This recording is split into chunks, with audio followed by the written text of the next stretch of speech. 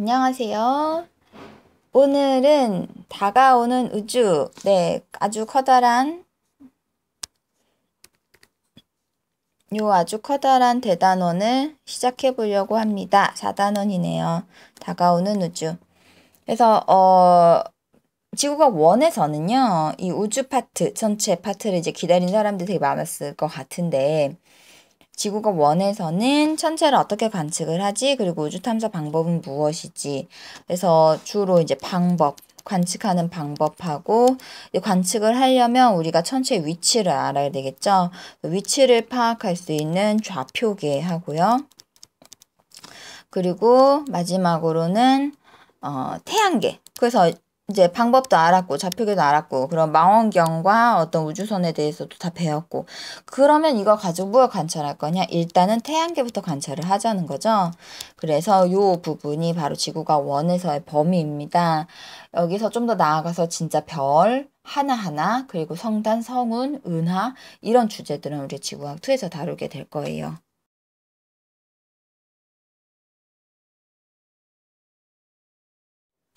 자, 먼저 첫 번째 중단원인 천체 관측 파트에서 우리가 일체 지필평가는 여기까지 배우도록 할 거거든요. 천체의 겉보기 운동. 근데 이거를 여러분들이 아주 이게 기본이 됩니다. 기초가 되거든요. 이게 튼튼하면 그 다음부터는 완전 날로 먹을 수 있습니다. 그러니까 우리가 조금 어렵더라도 이 겉보기 운동에서 다루고 있는 좌표계를 마스터한다고 생각하고 차분히 우리가 한번 공부를 시작해보면 좋겠어요. 자, 그 옆 다음 페이지에는 지금 갈릴레이 아저씨가 나왔죠? 망원경을 하늘에 들이댄, 여기 지금 하늘에 들이댄 최초의 사람입니다. 이 갈릴레이 이전에 물론 망원경이 이제 있긴 했는데 감히 이제 하늘을 보자라는 생각은 하지 못했어요. 하늘은 이제 신의 영역이라고 생각했기 때문에. 근데 이제 근대 과학의 시작이다. 라고 불리는 그 갈릴레이가 바로 하늘도 우리가 한번 관측을 해보자 라고 이제 용기를 냈던 거죠. 그래서 이제 갈릴레이가 남긴 업적이 또 천문학에서 아주 많습니다. 또 그런 내용들도 이제 앞으로 다루게 될 거예요. 자, 첫 번째 단원 이제 본격적으로 한번 시작을 해볼까요? 자, 일단 지구가 하루 한 바퀴 자전을 하고 1년에 한 바퀴 공전을 합니다. 그래서 우리가 계속 움직인다는 거죠. 그런데 우리가 움직이는데 그 밖에 있는 천체들이 움직이는 걸로 우리는 관측이 됩니다. 우리가 자동차를 타고 운전하고 가다 보면 나무가 뒤로 가는 것처럼 보이죠. 사실은 내가 앞으로 가는 건데, 자, 그거와 마찬가지로 지구의 자전이나 공전으로 인해서 천체가 움직이는데 이 현상을 겉보기 운동이라고 합니다. 천체가 실제로 움직이는 건 아니지만 우리가 보기에 움직인다는 거죠. 그럼 어떻게 움직이는지 볼게요. 자, 먼저 별자리란 정의가 나왔는데요. 이 별자리는 사실 밤하늘의 별들이 그냥 무작위로 흩어져 있죠. 그걸 이제 점으로 연결한 거예요. 점들을 연결한 건데, 거기 이제 상상력을 붙여서, 쟤는 누구를 닮았어? 또는 저 별자리는 이렇게 해서 만들어졌을 거야. 라고 이제, 임의로 지은 거예요. 그래서 사실 이제 여러분들이 혹시 그 고대 그리스 시대에 살았다면 여러분만의 별자리를 만들었을 수도 있습니다. 지금은 현재 이제 88개의 표준 별자리라는 게 국제적 약속으로 좀 정해졌어요. 이 중에서 북반구에서 볼 수 있는 게 선생님이 지금 기억하기로는 한 50여 개를 북반구에서 볼 수 있고요. 나머지 30여 개는 남반구에서만 볼 수 있는 걸로 알고 있습니다. 그래서 밤하늘의 모든 별자리를 88개 정도로 정리를 했습니다. 물론 이 별자리에 속하지 않는 별들도 굉장히 별들을 다 점을 연결할 수는 없거든요. 근데 이제 구역을 나눈 거죠. 좀 더 우리가 관측하기 쉽게끔. 그래서 예를 들면은 우리 교과서에도 이렇게 나와 있어요. 그래서 오리온 자리의 구역은 지금 이 빨간색 선 안쪽에 있는 바로 요 구역이 오리온 자리의 구역이에요. 사실 오리온 자리는 지금 아주 밝은 별들 몇 개만 연결을 해가지고 그 오리온 자리를 그렸는데 이런데 보시면 선으로 연결되지 않은 별들도 보이죠. 그러니까 이 별들도 오리온 자리 영역에서 볼 수 있어 라고 이제 우리가 한 뭉태기로 묶으면 관측을 할 때 좀 더 편하다는 거죠. 그러니까 우리가 여기에 있는 별을 관찰을 하고 싶다. 빨간색으로 표시를 해볼까요? 만약에 여기 있는 별자리를 보고 싶다. 별을 보고 싶다. 그러면 이 별이 어디 있는지 도대체 알기가 어려운데 오리온 자리 영역에 있어 라고 한다면 일단 그 영역으로 망원경을 갖다 댄 다음에 좀 더 자세하게 이 빨간 별에 초점을 맞출 수가 있겠죠. 이런 식으로 밤하늘을 88개의 구역으로 나누었다는 얘기입니다. 자, 그런데 이 별자리를 이제 일정 기간 동안 그런 관측을 해보자는 거예요. 일단 망원경 없이. 그러면 어떤 변화가 일어나는지 한번 알아보자고요. 탐구 보시면 자, 요렇게 별자리판이나 천체 관측 컴퓨터 프로그램을 이용해서 별자리를 정해서 관측을 해보자 라고 했는데 이제 실제로 여러분이 관측을 하는 게 사실은 제일 좋습니다. 정말 이런 일이 벌어지는구나. 되게 어려우니까 교실에서 선생님이 이제 스테리나잇 같은 프로그램으로 사실 이제 보여줬죠. 좀 더 빠르게 시간을 돌려서. 근데 여러분 아마 시간이 있으면 옥상에 올라가서 한번 보면 너무 좋을 것 같아요. 자, 10일 간격으로 3회에 걸쳐서 지금 별자리를 관찰을 한 거거든요. 그러면 시간에 따라서 별자리 모양의 위치는 어떻게 바뀔까? 지금 여기 북극성이 있죠. 에브리 천체는 북극성을 중심으로 동에서 떠서 서로 집니다. 네, 요렇게. 그래서 10일 간격으로 3회에 걸쳤다. 그러면 10일, 20일, 30일 한 달 동안 관측을 한 거죠. 한 달 동안 이 카시오페이아 자리는 몇 도 움직였을까요? 한 달 동안? 네. 자, 360도를 도는, 이걸 지우겠습니다. 다시.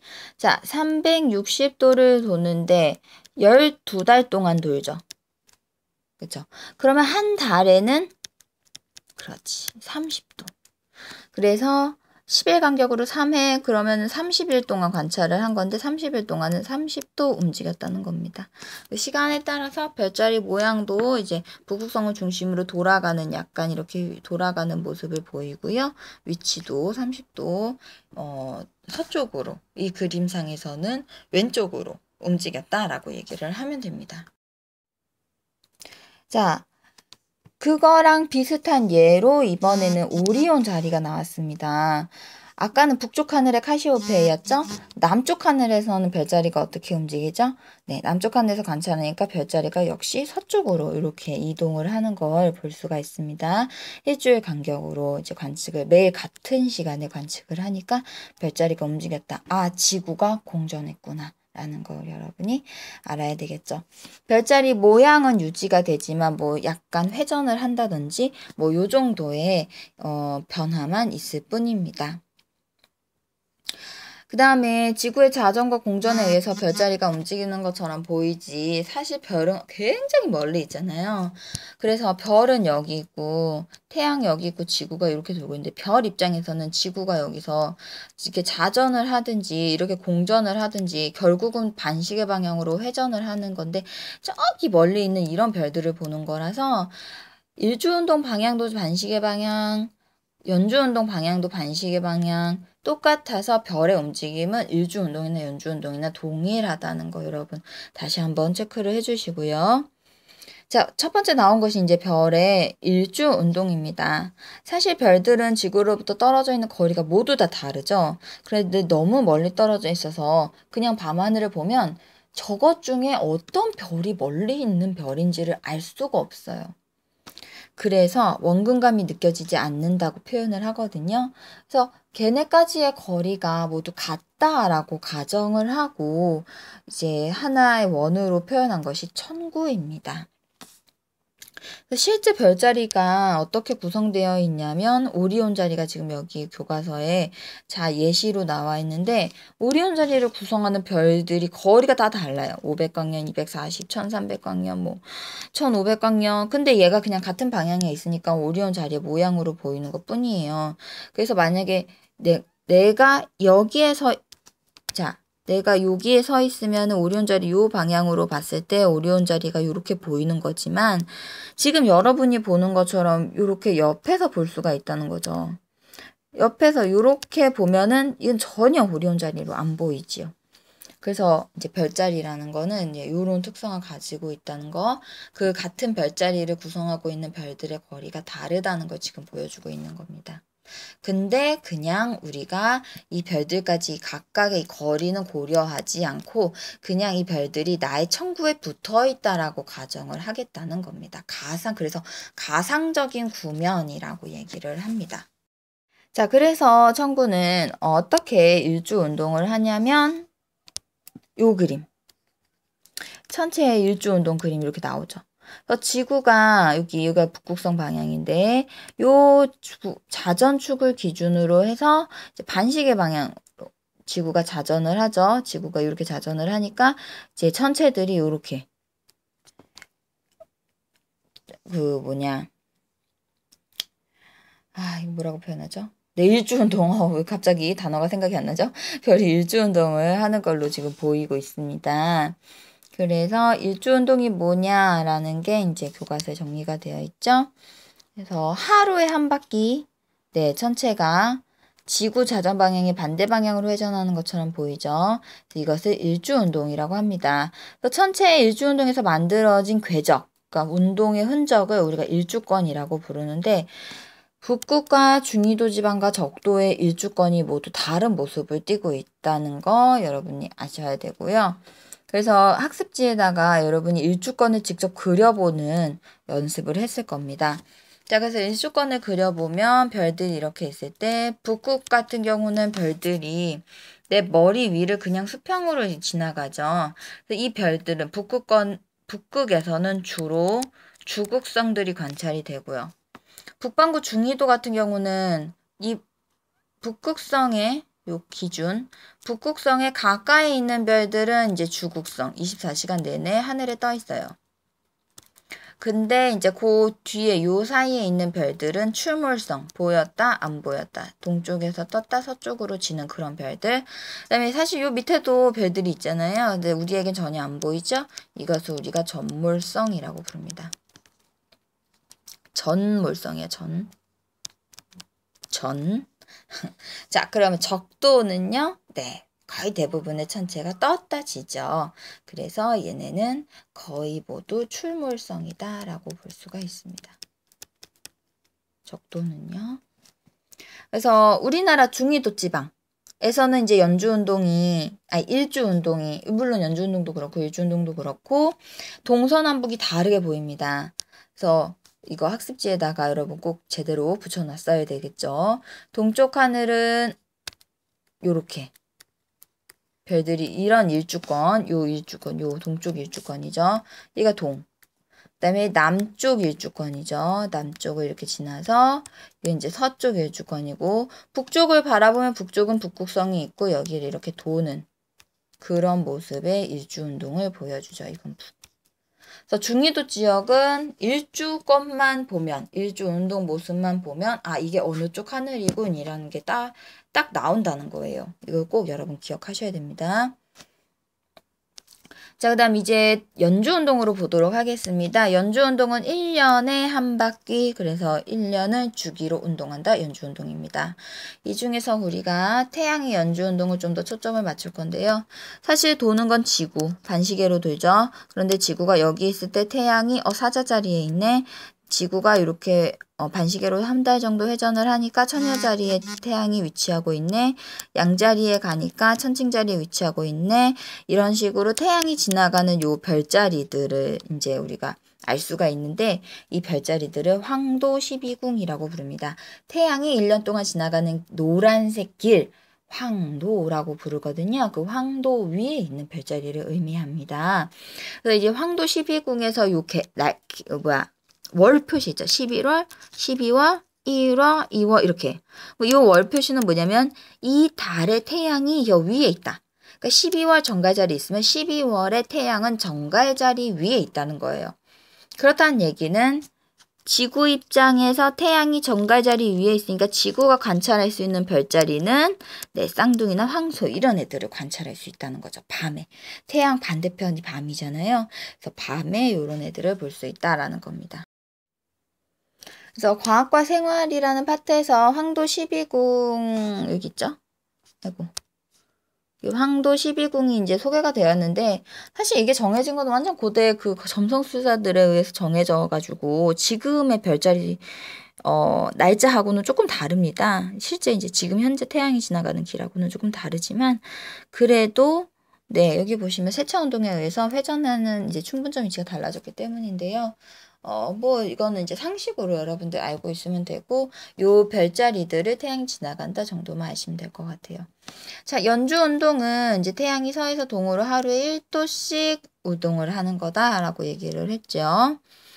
그다음 황도 12궁. 하루 1도씩인 이유는 네, 360도를 365일 동안 가니까 약 1도라는 겁니다. 약 1도. 그래서 태양이 그 별자리 위에 있으면 같은 시간에 떠서 지니까 지구에서는 관측을 못하죠. 대신에 반대쪽에 있는 별자리를 밤새도록 볼 수 있다라는 얘기도 나와 있습니다. 자, 그럼 이제 드디어 천체의 위치를 나타내는 적도좌표계라는 게 있습니다. 천체를 하루 종일 관찰을 해보면 일주권에 따라서 운동을 합니다. 그러다 보니까 높이가 계속 달라지죠. 동에서 떠서 점점 높아지다가 남쪽 하늘에서 최대가 됐다가 다시 서쪽으로 점점 져요. 자, 그때 지평선에서 천체까지의 각도, 높이죠. 이 고도라는 말은 아주 쉽게 얘기하면 높이입니다. 높이를 0에서 90도 각도로 표시를 하고요. 천체가 남쪽 하늘 위치에 가장 높이 떴을 때를 남중이라고 하고 이때 고도를 남중고도라고 합니다. 자, 그런데 여기서 여러분 보시면요. 남중이라는 얘기는 남쪽 하늘 가장 높이 떴을 때인데 최대로 높이 떴을 때는 바로 여기죠. 이거 최대 높이죠. 그러니까 90도. 그래서 여기서 남중고도의 범위가 0에서 90도 각도로 표시한다라고 되어 있어요. 자, 그런데 실제로 우리가 별의 위치를 계산을 해보면 남중고도가 90도보다 큰 경우가 있거든요. 그럼 그거는 남쪽 하늘에서 관찰이 되는 것이 아니라 북쪽 하늘에서 관찰이 된다라고 보셔야 돼요. 남중고도를 계산을 했더니 만약에 100도가 나왔다. 여기가 100도죠. 그러면은 요 별은 이제 더 이상 남쪽 하늘에서 관찰이 되는 게 아니라 북쪽 하늘에서 관찰이 되는 거라서 이때 이 별의 남중고도는 그냥 100도라고 쓰셔도 되지만 사실 이건 좀 의미가 없고 어떻게 관찰을 해야 되냐면 사실 뭐 북중고도라는 말은 우리가 쓰진 않지만 여기 북쪽 하늘의 북점에서 80도 여기가 이제 100도니까 이제 80도 고도에 있다. 그래서 80도 요렇게 쓰시는 것도 하나의 방법입니다. 그래서 0에서 90도 각도를 표시한다는 얘기는 바로 이 얘기예요. 90도 이상은 그런 표시가 안 되느냐 뭐 그런 얘기는 아니고 90도가 넘어가면 이제 더 이상 남쪽 하늘이 아니니까 북쪽 하늘에서 몇 도 올라가야 되느냐를 얘기해 달라라는 얘기입니다. 자, 내가 이제 본격적으로 어떤 천체를 관측을 하려면 천체가 어느 쪽에 어느 정도 높이에 언제 그 높이에 있느냐라는 걸 알아야 돼요. 그러니까 고도하고 시간을 알아야 되는데 이걸 어떻게 나타내냐면 지구의 한 지점의 위치를 위도랑 경도로 나타내듯이 천체도 비슷한 방법으로 적도좌표계라는 이제 방법을 쓰게 됩니다. 적도좌표계는 기준이 춘분점과 적도예요. 춘분점이 0시, 춘분점 방향. 춘분점 방향이라는 얘기는 3월 21일 태양의 방향입니다. 태양이 위치하고 있는 그 방향을 춘분점 방향이라고 하는데 여기를 0시라고 잡은 거예요. 그래서 적경 0시. 그리고 청구의 적도는 이제 0도. 그래서 청구의 적도에서 위로 올라가면 우리가 플러스, 아래로 내려가면 마이너스 이렇게 붙인 거죠. 그래서 0시, 1시, 2시, 3시에서 24시까지 돌린 것을 적경. 그 다음에 플러스 20도, 마이너스 20도 이렇게 부르는 걸 적위라고 부릅니다. 자, 다시 한번 정리하면 적경은 춘분점을 지나는 시간권과 천체가 지나가는 시간권이 이루는 각인데요. 반시계 방향으로 0에서 24시까지 시간으로 표시를 합니다. 적위는 적도에서 시간권을 따라서 측정한 각도로서 플러스 마이너스 90까지 각도로 나타냅니다. 북반구 플러스 남반구 마이너스. 천체가 일주운동해서 위치가 달라져도 적경적이는 변하지 않는다. 절대적인 좌표다 라고 얘기를 했고요. 다음 탐구를 통해서 적도좌표계를 이용한 천체의 남중 시간을 예상을 해보자 라고 했는데 이 부분 조금 어렵습니다. 그래서 이거 수업 시간에 선생님이 예제로 얘기를 해줄 거거든요. 그러니까 여러분이 수업 시간에 꼭 잘 듣고 스스로 해보는 게 제일 중요합니다. 스스로 깨달아야 돼요. 그래서 스스로 깨닫고 그 다음에 계속 연습을 통해 가지고 이거를 마스터를 하셔야 됩니다. 뭐 계속 누가 풀어준다고 해서 그게 내게 되는 게 아니니까 설명 한번 듣고 그 생각 과정을 쭉 내가 스스로 한번 따라간다라고 생각해 보시면 될 것 같아요. 자, 여기서는 선생님이 한 개만 예시로 들어서 풀어줄게요. 자, 밑에 공간을 좀 남겨볼까요? 어떤 별자리로 해볼까요? 네, 어떤 별자리? 검은 고자리 해볼까요? 검은 고자리? 자, 검은 고자리. 수업 시간에는 처녀자리? 네, 뭐 이런 거 했었던 것 같아요. 자, 검은 고자리를 보시면 먼저 남중 시각을 알아야 돼요. 그러니까 내가 언제 관측할 수 있는지를 알아야 되잖아요. 그래서 먼저 시간을 알려면 자, 내 지구, 여기가 지구고요. 적경을 표시해야 되는데 적경 기준은 0시. 이게 이제 3월 21일 태양의 방향인데 요거는 뭐 아무데나 정하시면 돼요. 여길 0으로 해도 되고 여길 0으로 해도 되고 뭐 여길 0으로 해도 되고 선생님은 왼쪽을 0으로 할게요. 그러면 여긴 6시, 12시, 18시 이렇게 되어 있죠. 자, 그랬을 때 검은고 자리의 적경은 18시 45분. 18시 45분 여기가 바로 검은고 자리입니다. 18시 45분.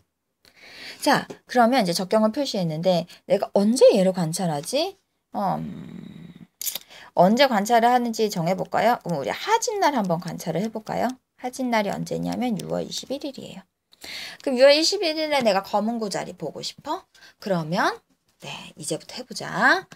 자, 하진날은 태양이 6시 방향에 있을 때가 하진날이에요. 하진날은 태양이 6시 방향에 있어요. 그럼 태양이 여기 있을 때 내가 여기 태양을 향해서 서 있으면 난 12시죠. 지금 난 12시예요. 그 난 12시인데 이제 난 12시인데 나의 지평선에는 아직 검은고 자리가 없지요. 그럼 검은고 자리는 언제 뜰까요? 내가 이렇게 반시계로 회전을 했을 때 요렇게 서 있으면 몇 시죠? 네. 요렇게 서 있으면은 지금 태양이 내 서쪽 하늘로 지고 있으니까 지금 저녁 6시. 저녁 6시가 됐는데도 아직도 페르세우스 자리가 안 떴어. 그런데 내가 옆으로 살짝만 이동을 하면 드디어 페르세우스 자리가 나의 동쪽 하늘에 뜨죠. 결국 6시에서 45분만 좀 이동을 하면 페르세우스 자리가 뜨는 거예요. 그러니까 페르세우스 자리가 뜨는 시간은 저녁 6시 45분이 되죠. 그럼 이때 떠요. 자, 이때 떠서 언제 남중을 하지를 보려면 지금 그림이 좀 복잡해졌으니까 색깔을 좀 바꿔볼게요. 자, 언제 남중을 하는지를 보면은 내가 여기 서 있다. 바로 나의 남쪽 하늘에 지금 검은고 자리가 보일 때거든요. 자, 몇 시간 이동을 해야 되죠? 네, 뜬 시간으로부터 6시간 이동을 하면 되죠. 그럼 남중 시간이 나오죠. 여기 90도 6시간 이동을 하면 돼요. 그러니까 남중 시간은 언제예요? 덧셈 얼른 해보자. 네, 바로 6 더하면 24잖아요. 그러니까 0시 45분에 남중을 하는 거예요. 그러니까 남중을 했어요. 검은고 자리 되게 잘 보이겠죠? 자, 그러면 이제 나는 이제 계속 자전을 합니다. 이렇게 자전을 해서 내 이쪽에 서 있어. 이렇게 하면 태양이 이제 나의 동쪽 하늘 뜨기 시작했어요. 지금 몇 시죠? 새벽 6시. 새벽 6시에 이거 검은고 자리가 내 서쪽 하늘에 여전히 있지만 해가 뜨면 얘 이제 보여 안 보여? 이제 안 보인다는 거예요. 그러니까 새벽 6시에는 이제 곧만 볼 수 있다. 그러면 저녁 6시 40분부터 새벽 6시까지가 거의 밤새도록 본 거죠. 그러니까 검은고 자리는 하진날 거의 밤새도록 볼 수 있다. 그래서 사실 얘는 여름철의 대표 별자리가 되는 거예요. 관측 시간이 아주 길기 때문에. 그래서 이렇게 남중 시각을 구하고요. 남중 고도는 좀 상대적으로 쉬운데요. 남중 고도 구해볼게요. 남중 고도는 이제 나의 천구를 그려야 돼요. 이것도 여러분들 이제 너무 많이 그려서 익숙해지면 굳이 안 그려도 이제 알 수 있어. 자, 우리나라에서 관측을 하는 거 보통 우리 기준 38도로 놓자라고 얘기를 했죠. 그러면 38도 북극성 자전축 그렸으면은 이제 적도 그려야 되겠죠. 90도 적도. 자, 이게 적도 0도인데 여기서 저기가 플러스 36이라고 했으니까 적도에서 위로 36도 올라가야 된다는 겁니다. 여기 36도 올라가는 거죠. 자, 그러면 전체 각도 파란색으로 해볼까요? 요게 남중고도죠. 요거. 자, 이게 남중고도예요. 여기 나의 남쪽 하늘에서부터 몇 도 올라가느냐. 여기 페르세우스 자리가 있어요. 자, 그러면 요 각도 계산하는 방법은 바로 나오죠. 여기가 38도, 위도 38도에 여기 90도. 그러면 180도에서 38 빼고 90 빼면 이거 얼마죠? 52. 52에다 36 더해요. 88. 플러스 88. 아, 잠깐만. 이건 플러스라고 굳이 안 해도 되죠. 네. 남중고도니까 플러스 안 붙이고 88도. 이게 바로 남중고도가 됩니다. 자, 그래서 이제 검은고자리 정리를 하면 검은고자리의 남중고도는 88도고 남중시각은 0시 45분이고 밤에 18시 45분부터 새벽 6시까지 관측이 가능하다. 라고 여러분들이 정리를 해주시면 돼요. 그러니까 낮과 밤은 사실 낮이 시작되는 시간, 밤이 시작되는 시간은 우리나라는 365일이 달라요. 그런데 이제 우리가 편의상 천체 관측 이렇게 계산을 통해서 할 때는 낮은 새벽 6시부터 저녁 6시까지를 우리가 낮이라고 보고요. 밤은 저녁 6시부터 새벽 6시까지를 밤이라고 12시간씩만 잘랐습니다. 그래서 이제 새벽 6시가 되면은 이제 해 뜨니까 안 보여 이렇게 한다는 거죠. 그래서 앞에서 우리가 계산했던 내용들이 여기 교과서 옆에 페이지에 조금씩 설명이 되어 있어요.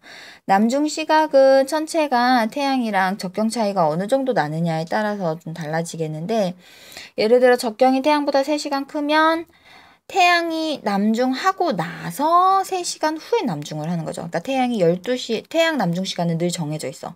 태양의 남중 시간은 늘 낮 12시예요.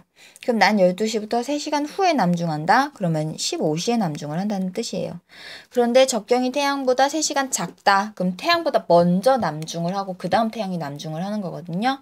그러면 12시보다 3시간 전에 남중한다. 이렇게 되겠죠. 그래서 이런 식으로 해서 1년 365일 계속 이제 태양이 이동을 하니까 남중 시각이 달라지게 됩니다. 그래서 남중 시각은 일정하지 않고 1년을 주기로 계속 달라진다라고 얘기를 했어요. 그 다음에 지평선 위에 떠 있는 시간은 적위에 따라서 달라진다는 거죠. 그래서 적위가 크면 클수록 지평선에 떠 있는 시간이 좀 더 길어요. 길다. 저기가 작으면 작을수록 지평선 위에 떠 있는 시간이 짧아요. 그래서 요 별 같은 경우는 지평선에 이만큼 떠 있죠. 오랫동안 볼 수 있는데 여기 마이너스 30도인 별은 요만큼밖에 볼 수가 없는 거죠. 동에서 떠서 서로 지는 거. 그다음에 저기가 0인 천체는 적도랑 똑같기 때문에 12시간 뜨고 12시간 지고 그래서 요거는 이제 위아래가 공평한 적도가 기준이 되겠죠. 그래서 그렇게 우리가 할 수가 있습니다. 그래서 춘분점, 하지점, 추분점, 동지점의 적도좌표, 춘분, 하지, 추분, 동지, 은 결국 태양의 적도좌표를 시기별로 구해봐라 했습니다. 여러분 연주운동이 아니라 일주운동 학습지 맨 밑에 뒷면 맨 밑에 적도좌표계에서 연습했습니다. 확인하시고요. 북위 37도 지점, 서울에서 약간 밑에 안양이나 안양, 수원 정도에서 이제 지평선에 떠 있는 천체의 적위, 그다음에 항상 지평선 아래 떠 있는 적위 이런 거. 그러니까 결국 뭐냐면 항상 지평선 위에 있는 거 주국성, 그다음에 항상 밑에 있는 거 전몰성. 이거는 어떤 별들이 있는지를 한번 찾아보자 라는 질문이었습니다. 이것도 한번 해보시면 재밌을 것 같아요. 자, 그래서 오늘 여기까지인데요. 여기 보시면 한 걸음 더 해서 청구의 구조가 나왔어요. 근데 이거보다 조금 더 자세하게 선생님이 시간권, 청구의 북극과 남극을 연결하는 시간권, 그다음에 천정과 천자를 연직선을 연결하는 이 수직권, 이런 이제 개념, 좌우선 개념 이런 것들이 모두 들어있는 학습지를 모둠별로 한 개씩 나눠주고 반드시 마스터해서 외워라 했습니다.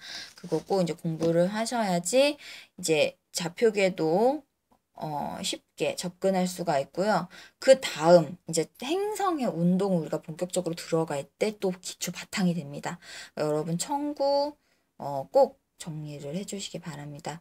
오늘 여기까지 할 거고요. 사실 천체는 이런 개념적 내용은 그리 많지 않지만 실제 문제를 풀면 많이 헷갈려요. 그러니까 수수께끼를 푸는 기분으로 여러분들이 하나하나 따져가면서 천천히 생각하면서 해보시면 재밌을 것 같습니다. 그리고 언제든지 선생님께 질문을 하러 오시고요.